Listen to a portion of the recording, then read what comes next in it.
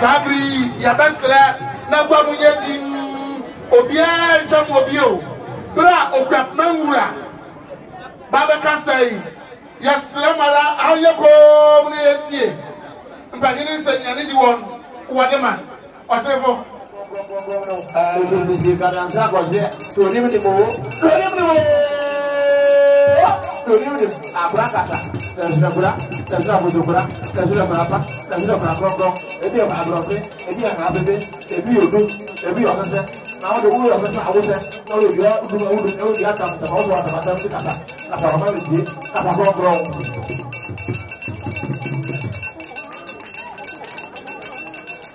Anano Pakamfo, Anano, Ahibia, Akado for a walk of Memo, John Papa, and I don't pull me, I can't don't walk, or John Papa. A Okuapehene Oseadeeyo Kwasi John Papa. Okuapehene Oseadeeyo and oh, on the only fear them by and Utina, Okuapehene Japane, on our so. You will say, other Oseadeeyo Kwasi Akuffo, I say, other just man, say, Papa.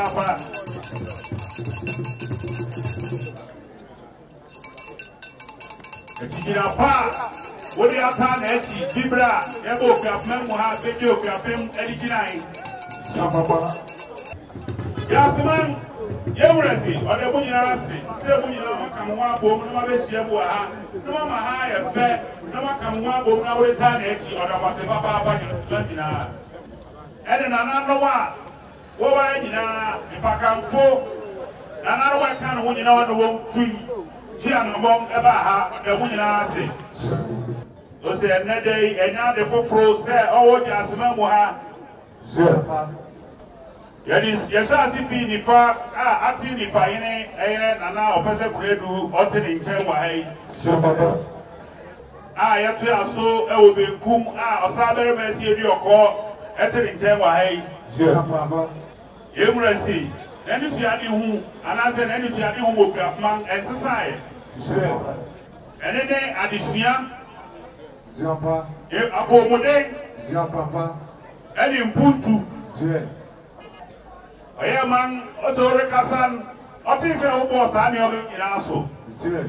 And into Yemresi, and then at the Fofro, Okuapehene. Yemresi, your commando, see a bit 2 pounds.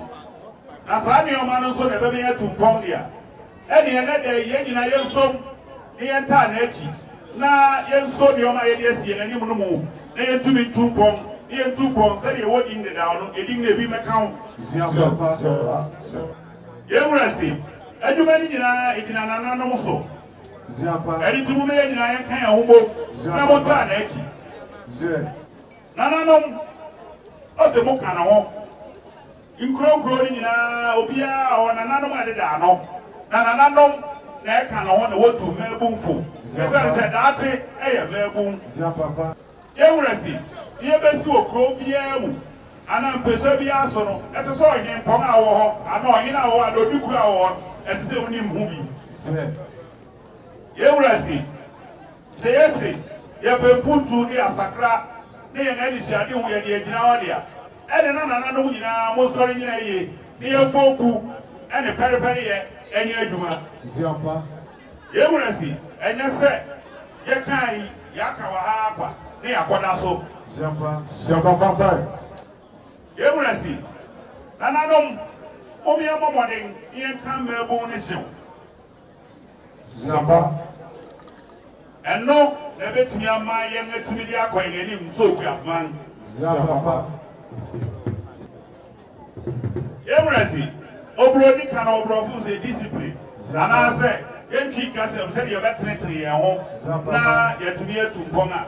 Nana we are candia. Mobile so we, I shall see Pinano. As I say, I am Fujini, a bit diviso. Why have you all grow? Other the waiter, I need not be amount. Why are you in the BT? Was my baby? Who's a few na area in Eura? Yes, you got member. You will be a penny. You will pack and folk. You will pay any so. It's your folk and Mobia. When you say, oh, you are. Papa. Omewura kasa.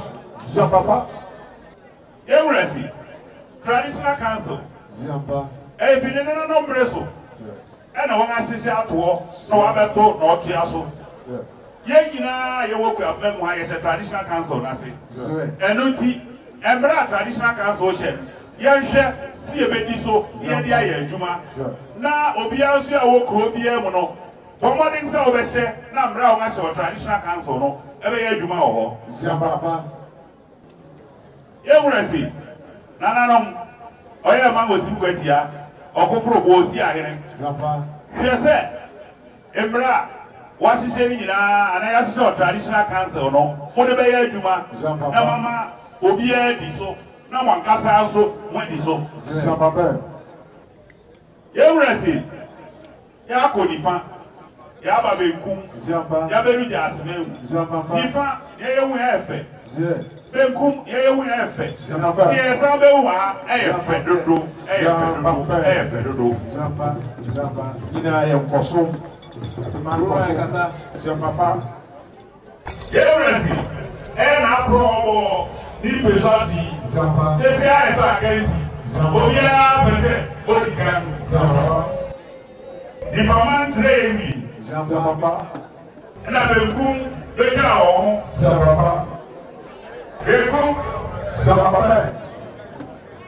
Bekum, Everesi.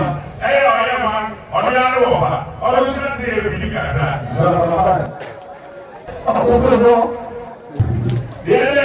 also, Everesi, Everesi, was one of my air, I don't think, and quality. Everesi, said of my say, Yako, if I ever boom, Gyase, Gyase, I don't think, Gyase, quality, and you.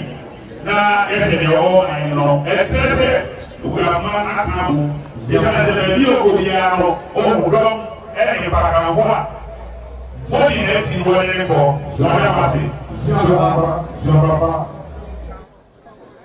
Everesi, I want any Kwasi, who free, who renewal when you want to operate. Now, we are the next to our program. Saturday also, I was able to know Mamuya Saturday, no, I show them. Some Ogamawa, and Ogama, they are playing so Gama. Okapehene Kasa, no merit you. You are Kasa Prabhu. Everesi, Yakari Asida. Ye can order or go through war or ye man Oseadeeyo Kwasi. Sala order the Kumini Oseadeeyo Kwasi. Order asking if I also Papa. Asida order him for Yahimia food, Biara, and no Gama on the Wodo. Modi abeta de chi no do bia ase wo ba di na chi a wo pe nso do fi proper ni ba ezo o de wo na ase eh office for you bia registrar bia o de was papa and if you are equity and if you are pity also produce showers of blessing and when you say yourself and you remove you so we are no face that's from what if you was if you are other biasi other was papa essa é fatal Everesi olha assim ele fi olha e abru tu ne ele ouvi a procura na seji ele fi e abru cabo ne when you fi a procura juma pa warrior na wani rubu ku amman no orobo ngaba so se o menje wo men so ya wo men kwa yi ori ne o yi na wa hu edubo na biriba na se ori di die lu kra wo ngaba so kawa obe de sai wo yire wo ho wo nya adwuma pa o de wa so papa